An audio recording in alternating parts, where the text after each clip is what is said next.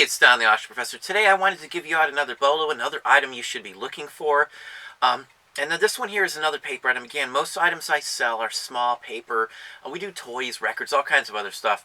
But this one here you should be able to find, new, old, or not. These will always sell. It's just basically tickets, little tickets that you would find. You can find them in books, you'll find them in lots. People saved them back in the day from concerts. When I was younger, I used to have dozens of concert tickets, and when I would stick them on my mirror, I'd post them on the walls, to show all my friends all the concerts we went to. I mean, everybody did it back then.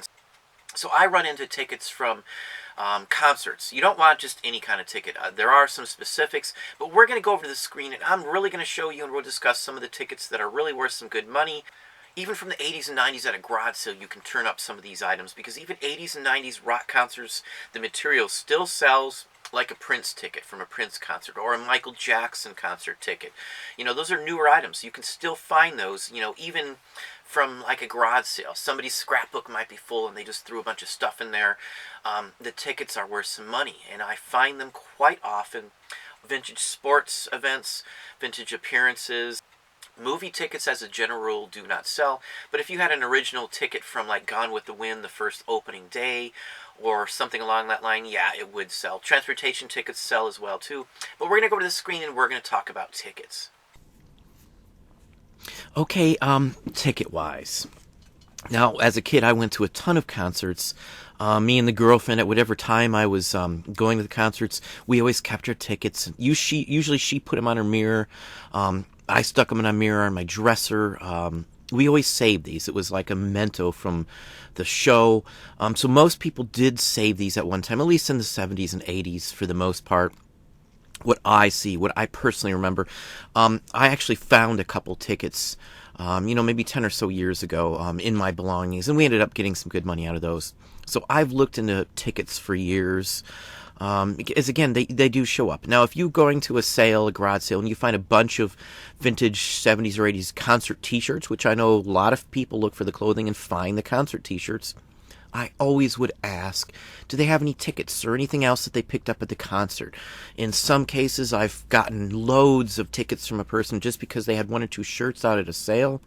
And in other cases, I've gotten posters that they ripped off of like telephone poles and walls right before the concert that they kept, or right after when they were leaving the concert. So this kind of stuff shows up pretty regularly, and we do sell almost every one of them we get pretty quickly, within the first week or so if we do them as an auction, or as a buy it now. They usually go out really quick in a few days, week at the most usually, if they're decent ones. And again, they don't even have to be a complete ticket. A stub is just fine as long as you can make out who it is. We're just going to show you some here. This isn't a big, long video because you're just going to run into these, and if they're dirt cheap, you buy them. If not, you look them up, you do a comp search, and you go from there. You can always tell how old they are by the price on the ticket. They've went up steadily and doubled over every few years. 80s were 2 or 3 times this. 90s were, 3 or 4 times this, and on and on. So anyway, this stub, again, just a stub, just a ripped up stub, even with only partial words of the performers, can still sound the same range. So this one went for 40. Genesis. You can't even see all of Genesis. 1977. A lot of cases you can look up and do a Google search and see where the concert was at just by basics like the name of the auditorium, or basics on the date and a couple letters, and usually you'll be able to find it. Most performers online you can find and do a Google search and find almost anything concert wise related to them, so you can get the date and tie it down really easily. Every one that I've had, I've been able to track down a confirmed date and city or whatever else I needed to find on it. This one went for $51.99. It's a Phil Collins one. Another one here, same place, different date. This one was 51. Elvis Costello from 1980. This one's a foreign one, but still, it doesn't really matter. These still show up here in books and things like that, or in collections, or estates of people that used to live in the UK and came over here, or someone on vacation, or you name it, this kind of stuff shows up. So if you're at a sale and you see posters for concerts, shirts for concerts, the programs for concerts, always ask for the tickets. Now, I've bought concert booklets, tour booklets and stuff, and found tickets taped or stuck inside. And then I obviously sold the booklets separately and the tickets separately, and made even better money than I anticipated when I first bought the item. Now here's Black Sabbath. Now this is an early one, so this is a different story. $70. Now again, some of these were sold at auction at this price, so you could have possibly put it up for twice some of these prices and put it up as a bin with best offer and ended up a lot better off. Now a lot of people think that's not how it works, but I'm telling you, across the board, you will find bins. Usually, if you do comp searches in most areas, you will find bins higher priced than the auctions of the same comparable item or price, original priced item. So, and that's literally what we find all the time. I've done the searches. I've done the research on it. I've done it for more than just what eBay has shown because we've done this for years. So, start checking if you doubt any of these figures. They're there for you to find. You just have to dig into them more. There's companies that you can pay a monthly service and they can give you some of these insider infos as well too. I don't pay for them because I just do it all the time. So, I have a running tally in my head, on many things like this. I don't have to worry as much. I'm really good once I've seen something or price-wise to remember something. Other things I'm just completely brain dead on, but on stuff like this, I always remember my antiques and collectibles. It's the one area that I'm great at. I might watch a movie and not remember who the actor was or, things along that line. But, if you talk about something like this specifically, I'm really good at it. Just one of my few things that I'm able to just pop on and instantly remember. That and music. I know my songs and music. I grew up on them. It's, always been around in events that I've had. So that's why concert tickets for me have always been a big thing. A song comes on and, it draws memories back to, when I was a teenager doing things and hanging out or on a date or whatever the case may be. Obviously I'm happily married now with kids and have no interest on anything else, but, memories will not leave your head. You're going to have memories of things you did, when you were 8, 10, for the rest of your life. It's never going to go away. I don't care what anybody says. I'm stuck with things in my head that I wished I didn't have and some that I love and, fascinate me still today. But anyway, even newer tickets. This is 95 Oasis. This one went for 52 US. Foreign tickets or not, it doesn't matter. Deep Purple from 1974, $67. Again, I would have probably put this up for like $125. I bet you I would have gotten $100 for the same ticket if I would have done it that way. And this is just a stub. I'm telling you, it doesn't matter. This could have been torn. I think this even has tape on it, it looks like. Maybe not. And they wrote on the back too. So probably ELO open for them or something along that line. I see that occasionally too. They don't always list the name of the openers too. You got to keep that in mind too. So some of this you might, think, oh, I'm going to make a few bucks. You'll get home and you realize that somebody really famous that wasn't famous when this concert happened were the opening act for it. And the ticket is for more than just Deep Purple in those cases. Now, these are the era of the tickets that I remember. All my tickets looked similar to this in one way, shape, or form. And this is a comp ticket, too. So this is probably like a radio station, includes city service fee. Yeah, it's probably like a radio station one back in the day. So any of these sell good. All the way up into the 90s and even 2000 tickets still will sell. And not just for concerts. We're going to show you some other ones here, too. Led Zeppelin. This is from the time that I could have went to this one. This was a little before the time I would have been able to, obviously. I was just a little too young to go there. But again, this is another good ticket right here. Ripped. Part of Led Zeppelin's even cut off. And it's still a good ticket. It's wrinkled. It's creased. $81. This might have been one of those. I might have put $150 on it and taken whatever. But I would tell you across the board, I usually get more by doing that. Here's another good example. You can't even make out who it technically is if you didn't know what this was or that this is David Bowie, Guildhall. This is, someplace he's performed before. It was $1 back then, or a pound. So in today's currency, if it was a pound now, it'd be worth a couple dollars. But anyway, these all count. These are all good items to get. $82 in U.S. currency. And a lot of people miss these. I see people walk by these, and I'll pick them up instantly after I watch them walk by them because they think it's a ripped piece of paper. Who in the heck wants a half-used ticket? And, it happens all the time. I have luck with this stuff because it's a ripped up piece of paper. You got to throw the mentality away that, a damaged piece of something isn't going to be worth anything because certain items are worth it no matter what. And we're going to get in, you're going to see some other ones here that the price goes way up on some vintage items, older than this, obviously. We're going to stray away from concerts in just a minute here. Another Led Zeppelin. This is a US 73. About key time, and I think their original, the first album came out, I think in '69, Led Zeppelin, self-titled. This was probably closer to when Led Zeppelin 4 came out. I'm not great on the dates, but I know my albums and I know the songs on them. Part of my master's thesis was on music and influence and stuff on the mass public. So anyway, I'm a huge music buff. I've got monstrous playlists that I actually own all the songs to, that we've acquired for many years, and time in at the university library with a laptop and burning copies that you can't get, and things that were popular back in the 70s, even in the 80s, that you just can't get copies of, and that's like earlier songs from the 60s and 70s Northern Soul compilation records from England sell very high, because a lot of the songs on there aren't available except in like a limited press record that there was only a few hundred that are totally gone. You can't find one. So, I've said before, when I post rare records, I don't post entire clips. I never post more than 30 seconds of either side. And this is part of the reason, because a lot of these things are scarce. But back to the topic at hand here. The Ramones. Now, any Ramone ticket sells. I don't care where it's from. Ramones are a hot topic. Anything Ramones sells. $131 US. And again, I don't care where it was at. If it's in a foreign country, sometimes they go for more. Especially if it's an odd country that they only did a couple tours in. Like, let's say they're in Brazil or somewhere in South America or something. They're going to go for a ton of money. Now, here's a grouping of 7 tickets. $333.33. And it's a mix of them, nothing super spectacular. Steve Miller, Bob Seger, Billy Thorpe. Children of the Sun, Billy Thorpe sings, if you're not familiar with who Billy Thorpe is, but I think you should know the other ones on here. Charlie Daniels Band is the one there. Devil Went Down to Georgia. Bob Seger's got a ton of songs. I like the early 60s, before he sounded like Bob Seger. He was a garage rock performer back in the 60s. West Side Story is one of the ones he has. I think that's the title of it. I know the song. I'm pretty sure it's West Side Story.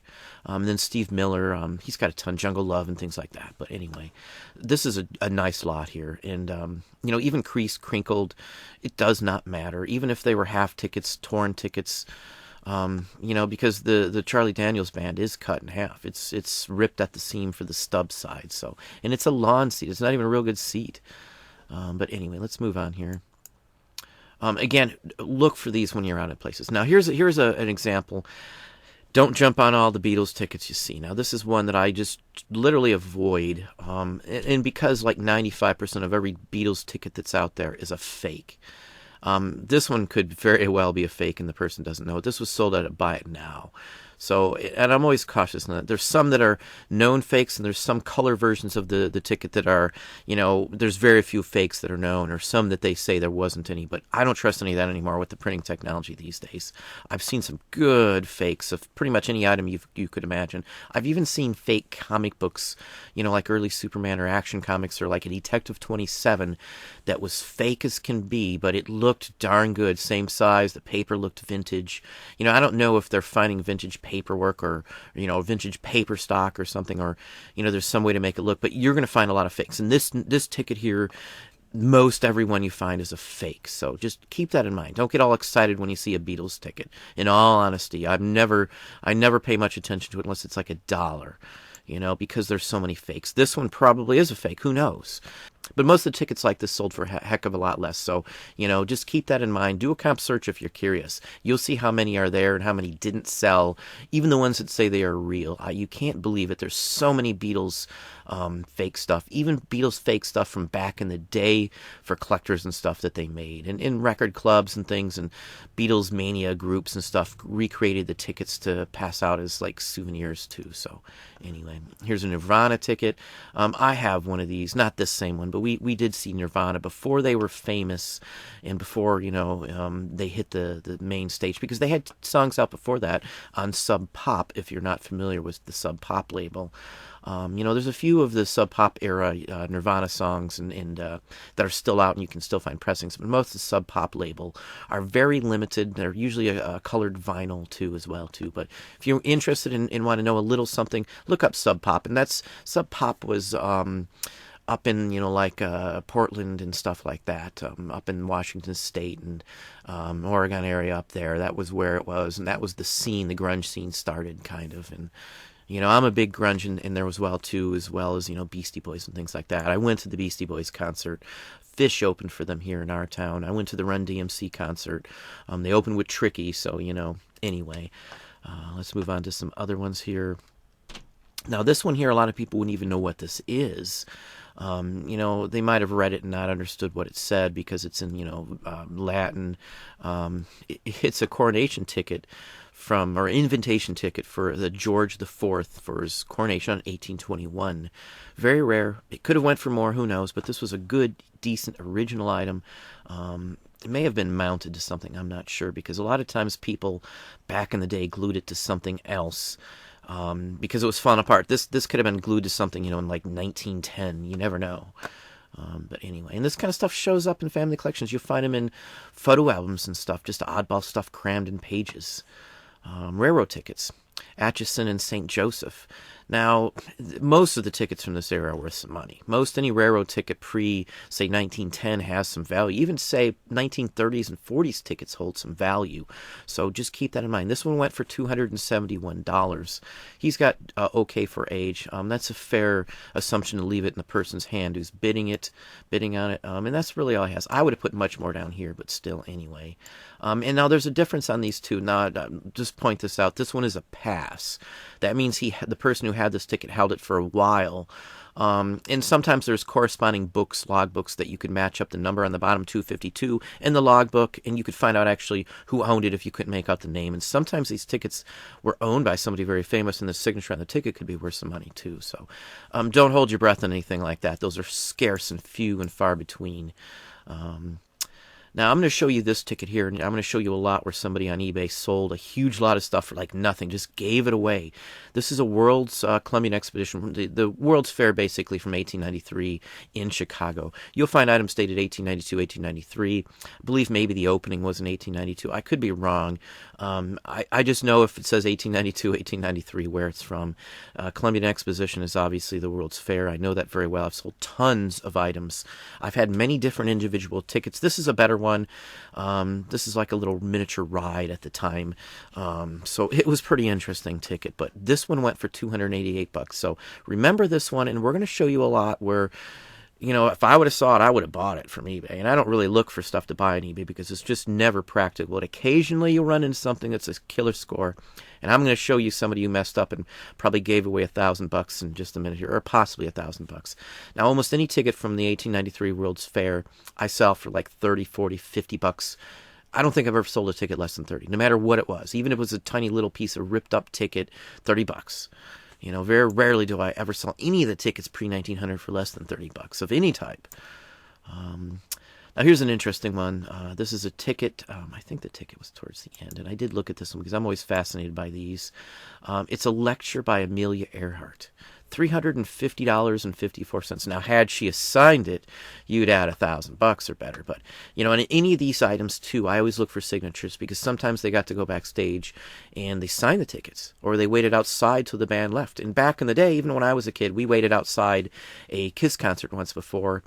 Hours, you know, until everybody else was gone, and we got their autograph. And a couple times we heard the rumble when we had backstage passes from the radio station, or at one time I had backstage passes to the Whitesnake concerts whenever they came to town, because I knew an expeditioner, and I met David Coverdale a few times, and we got lucky, and, you know, I talked to the guy and stuff, and I was always welcomed back. I had a standing order at one time back in the day, only because of who my boss was. It wasn't like because of me, so I'm not trying to brag or anything, but it was a neat experience. So I've got autographs from the guy. So, and they always sign the backs of the tickets. And sometimes you'd actually get information standing back there, even if you didn't hear it from the band and where they were staying. And we went to hotels occasionally back in the day and waited outside for them to show up or leave and got autographs that way too.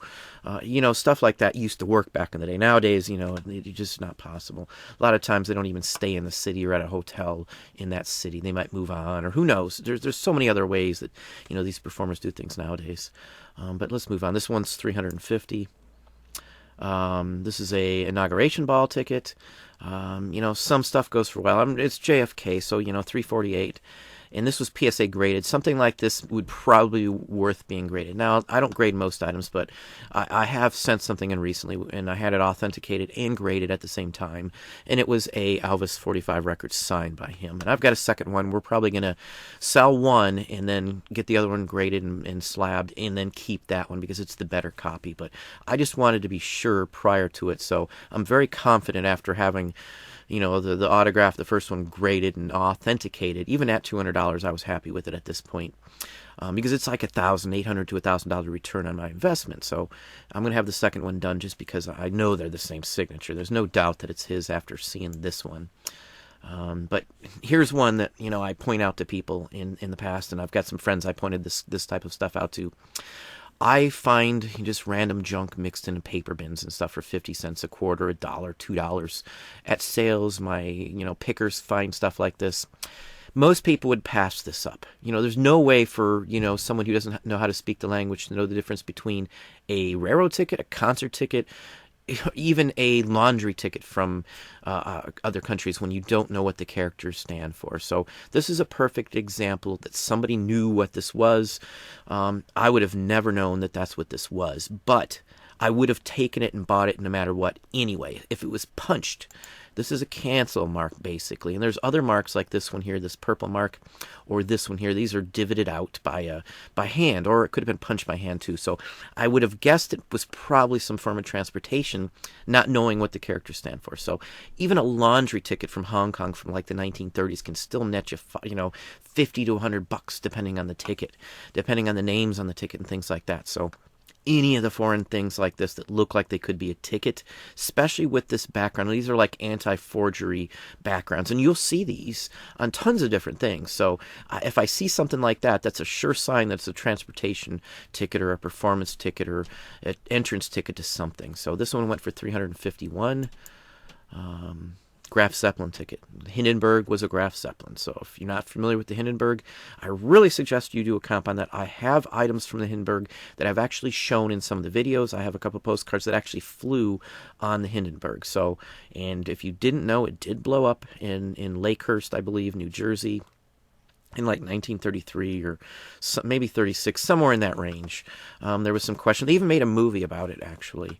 And I think an Indiana Jones segment made fun of, the Hindenburg at some point. But this was a good item, and it's to a NSDAP member. Now, that's a political group in Germany in this time. So, anyway, it's got a little double interest in it there. But this one went for $400. Any Graf Zeppelin thing goes for a ton of money. Even the postage stamps, even the U.S. issued 4 different Graf Zeppelin postage stamps. There's one that's not worth a ton of money, but there's 3 that go for real good money anytime you can find them.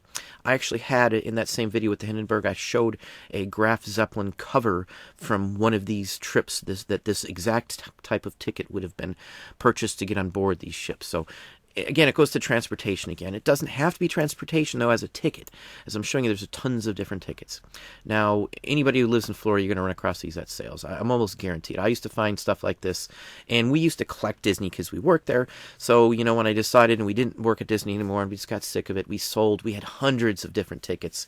As a crew member, you could volunteer for functions and events, or, you'd get them so many times a year. You'd get gate passes. If you did something, you'd get tickets, and they used to give out cast Christmas party tickets. They'd close all the parks and just bring the cast members in, and you get a ticket for that. So sometimes we didn't use those tickets because we could get in anyway without the tickets. The tickets just meant you could get free things, but once you were in, you were in. So if you didn't have the ticket, no big deal.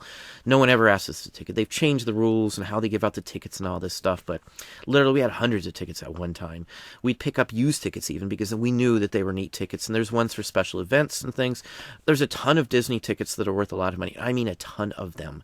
So, and stub or not, again, some of the Disney tickets are worth money.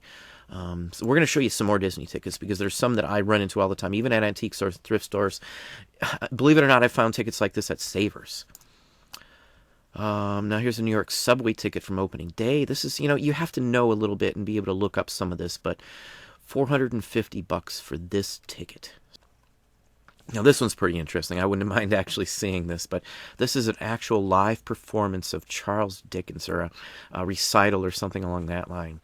Him reading one of his books, I would imagine, maybe to a kids or something like this. They did this kind of stuff, a long time ago, probably back as far as Shakespeare was around, so they do show up from these. And this is something you might have just found dumped in a box and no one thought a thing about it because, again, it's ripped. This person could have bought this for $1 with a bunch of other junk. You just never know. So, that's what you got. Hit $450 here. The early steamboat tickets. Now, I run into this kind of stuff. People say, how you can ever find this? You will run into stuff like this occasionally. And people just don't think much of it. It's just some wrinkled piece of paper. They don't pay attention to it. But I would have thought it was script or money or, or a ticket or something. The minute I saw it, even if I saw it from a distance, just by the multi-printed, pattern on the page. So anyway, $481. Again, there's not a lot to this area. It's just a matter of doing some research. If it's vintage and early and you have no clue on value, throw some high price out there or throw it up as an auction. It's the only times I always recommend doing an auction when you're not sure. Now here's Disney tickets. These are the A and B. It's A, B, C, and they're lettered tickets. Anything that has a letter on it, I always buy. And usually I buy most of the used tickets. This one's missing tickets. It's actually missing the front cover to the booklet too. And this one still went for $482. Some of the best tickets that you're going to find more often than not are Disney tickets. So now I told you that World's Columbian 1893 World's Fair ticket. Here's somebody who sold more than 50 tickets for $500 as a buy it now. It went up and sold instantly. I would have ripped this bunch apart if I would have bought it, and I would have been able to get at least $30 or more out of these tickets without a doubt, because there is actually a moving sidewalk ticket in here that's better than the one that sold for all that money that I just showed you. There's a bunch up here is the Columbia Intramural Railroad ticket. That's worth a few $100s from the ones that I have seen and held. There's a bunch of nice tickets in here. I mean nice tickets here. Whoever did this and sold these this cheap lost $1,000 on eBay. Maybe it's $2,000 they would have lost, because some of these tickets I've never even seen before. But the bottom left one here is an Intramural Railroad ticket. That's a good as gold ticket. Some of these other, you can look up these. There's a book on this kind of stuff. So, this person just doesn't have access to the book. Didn't know where to, list it. But on the bottom here, you'll see the same. There's a Pier Movable Sidewalk Company. One ride on it right there is another ticket, just like the other one that I showed you. Not exact same model, but those tickets all go for good money. Here's another one, Banknote Engraving Company. Oh, that's a good one there too. All of these tickets are worth some money. And again, as I said, I would put like $57.50 on every one of these if I got them. I would have bought this if I would have seen it, because there's another Moving Sidewalk Company ticket there. These things are impossible to find, especially in quantity like this. This is probably the biggest mistake I've seen on eBay in a while. No offense if it was you, because it's hard for some folks to understand the value or to know what's what. But this was a big mix-up on somebody's behalf. Damaged or not, I wouldn't even have worried about damaged tickets, because they always seem to sell. Even this half ticket, this one that's ripped, Hagenbeck's Arena, you're just not going to see this stuff. It was like a circus performance, and these are all stuff that you could have found some information on. A theater production. Now, even though you can't see what some of these are for, just because it's a generalized ticket, you can look these up. Here's a couple more railroad tickets. I mean, the person literally just gave these away in my book. They sold them for less than $10 a ticket. I would have at least gotten $30 a ticket for these, so I would have made $1,000, $1,500 return on my investment had I bought these. And they included shipping on it, so it's even less than that, and they probably covered it with insurance as well, too. So, this is a perfect example. I'm not saying I haven't messed up, but this is, one of those rare instances where somebody did mess up and just gave away a lot of money. Damaged cards or not, I would have sold the damaged ones for just as much. Creased, wrinkled, even if it was a half a ticket, I would have still been able to sell it. But enough on that. Let's just move on. Now here's these are different kinds of tickets. Now these are entrance tickets. The other tickets were for actual events, shows, and things inside of the exposition. You had to pay to get into the exposition on top of it.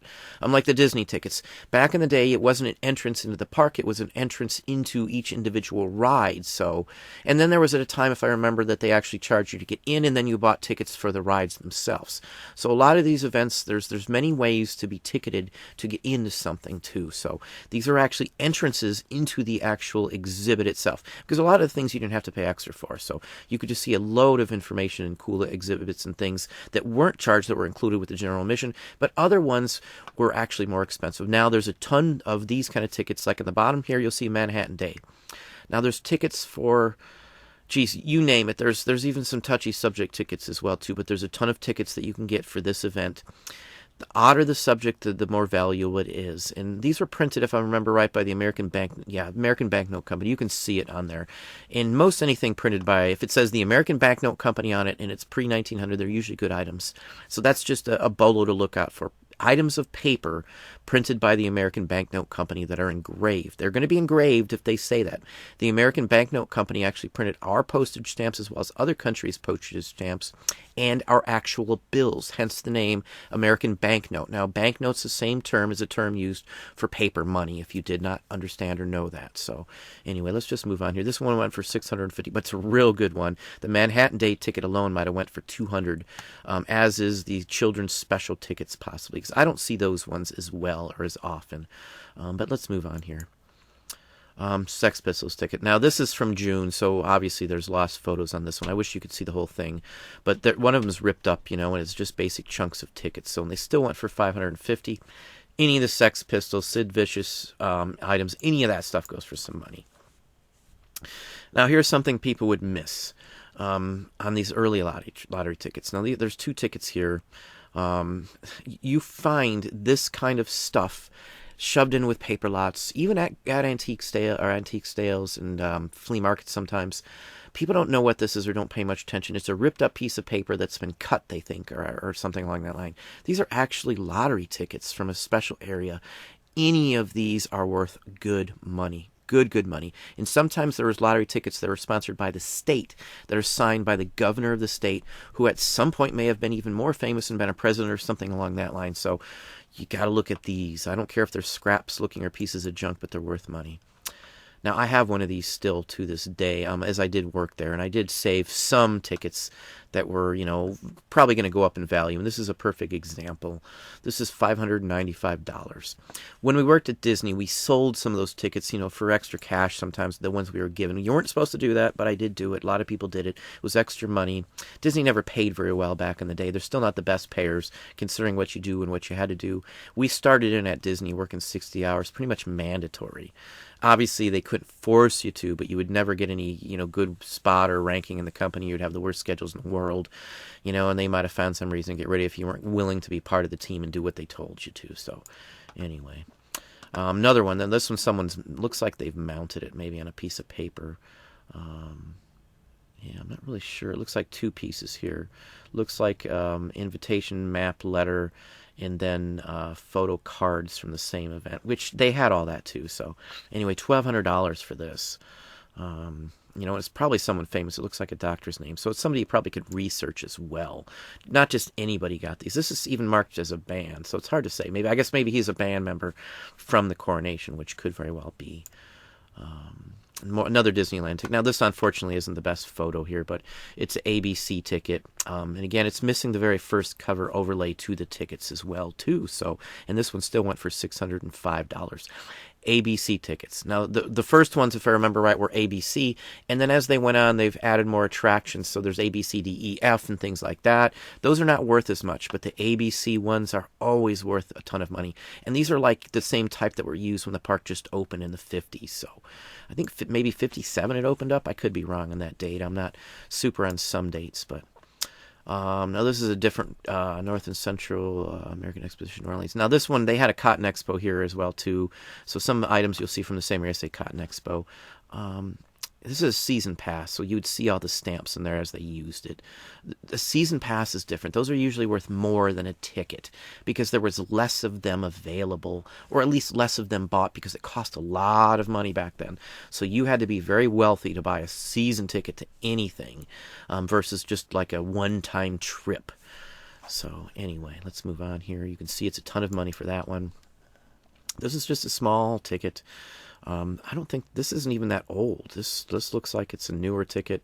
University route. Again, any of these little tickets can sell for some money. So if they're dirt cheap, a few cents a quarter, Always, always, always take a chance for a quarter, 50 cents, or even up to $1. I've spent a couple bucks on something just taking a chance. I haven't lost out but once, I think, and it was only a couple of bucks. So, it's always worth a risk for me on some things. Now, I haven't said this before, and I guess maybe it slipped my mind.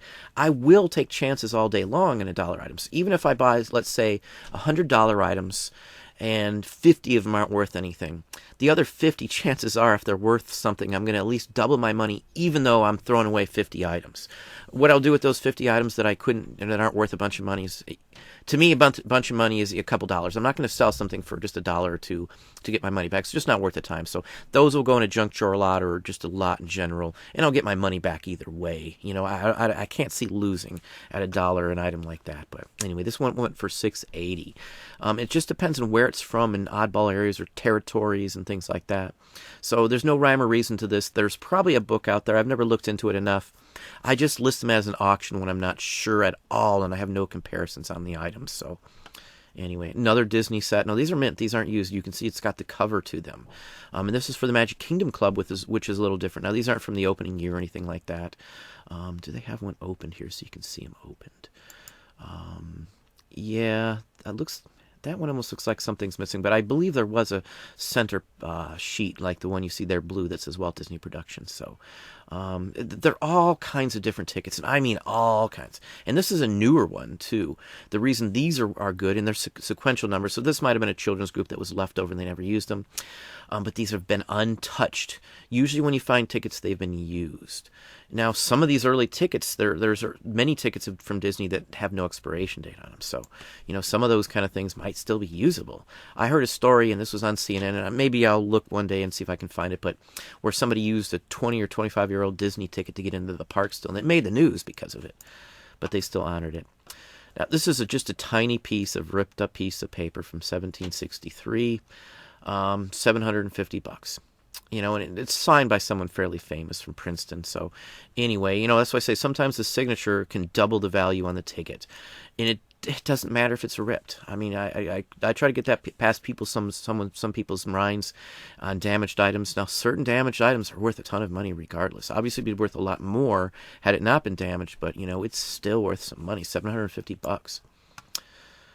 Now, again, I talked about, sometimes you'd find tickets that were signed. Here's a Selena ticket, and she was unfortunately shot down, or stabbed, maybe it was. Doesn't matter. Let's not even talk about that aspect of it. But you can see it's damaged the ticket, but she signed it on the back. So, it was probably used. They shoved it in their pocket. They ran into her outside and got her to sign it. $750, sold immediately. I'm sure that's authentic. It just looks good as gold, but even if a Selena ticket wasn't sold, usually I see Selena tickets sell for a couple $100 for the most part, especially if it's like her last concert. Let me see. Now here's some more press passes and things. Those are tickets, basically. Says where they could be and all. But this was before. I think this was canceled because he was actually assassinated. But anyway, that was a pretty interesting item there. Anyway, we just came back from the Henry Ford Museum in Detroit not too long ago. JFK's car that he was actually assassinated in is in that museum. It's kind of a morbid remembrance, but I still remember seeing the pictures in school and going over it, and it's kind of interesting to actually be standing in front of the car. Reagan's car is there too, the one that he got out of. That all right, he was shot right after it or on his way to the car. I think John Hinckley is who shot him, but anyway. Anyway, just a bad part of our history, I guess. But anyway, let's move on here to the last item. And it's just another ticket here. Now, this one is a little different now. They used Old English in here because it's a very early ticket. Now, you have to pay attention to this. This looks more like German. The F's are actually S's, and that's how they wrote some of this in Old English. Now, I may go over just Old English in a video just to cover some of this because I run into newspapers and things all the time. And lottery may have even been spelled differently, and you might have seen different language used for the terminology, so you might not know what it is. And again, this is just a small piece of paper. But again, it's what it is, how old it is, $1,200, and this went for as a bids. Somebody might know who that signature is as well, too. So, there's more to it. And this is actually some fine quality rag paper. You can tell it's rag by the slight line images going across it horizontally.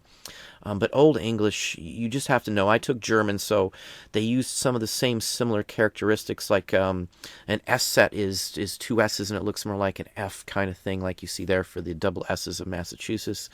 So even the G on government is a little slightly different. So, and depending on what type of paper you're reading, the Old English can be much more hard to distinguish when you don't know it. I can read it plain as day, like it's normal modern English, but I've studied some of this. We took some art history in college. I took 4 months on it, and we did do a bunch of investigation, and we did read from documents from Old English documents, and there's really nothing to it once you've got the gist of it. You'll stumble after when you first start, but it's something with a little bit of practice. It comes really easy, so it's not just me able to do this. It's no big deal. It's no big thrill at all, honestly. But some people do have a hard time with it when they first see it. So anyway, that's all the reason I'm calling it out, just so you can realize that if someone ran into this, they might not even have known it said Massachusetts in it. That's, I guess, the point I'm trying to make. So just pay a little bit of attention to these early items. This would be something that I might have spent $50 on to buy, or $100 on to buy it.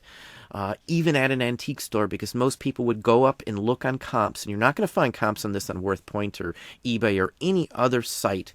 You just have to know that stuff like this usually has some sort of high value on it.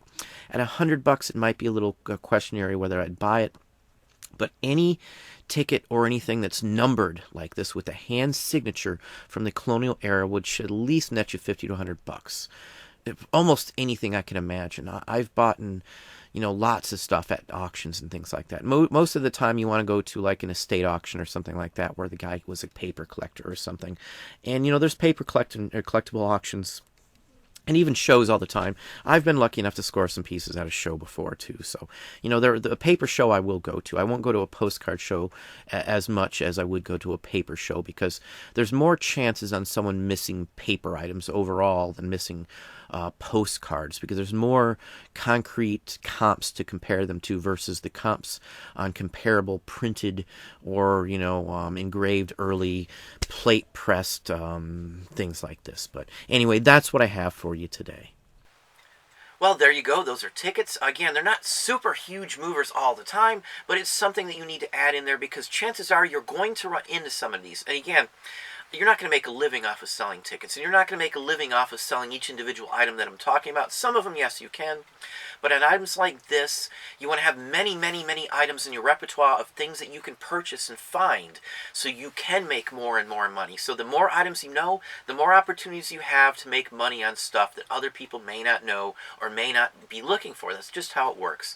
So hopefully that gave you some ideas and some thoughts. If you liked the video, please hit the like button down below. You can also hit the bell icon to be notified when we post new content or go live. Subscribe and tell a friend.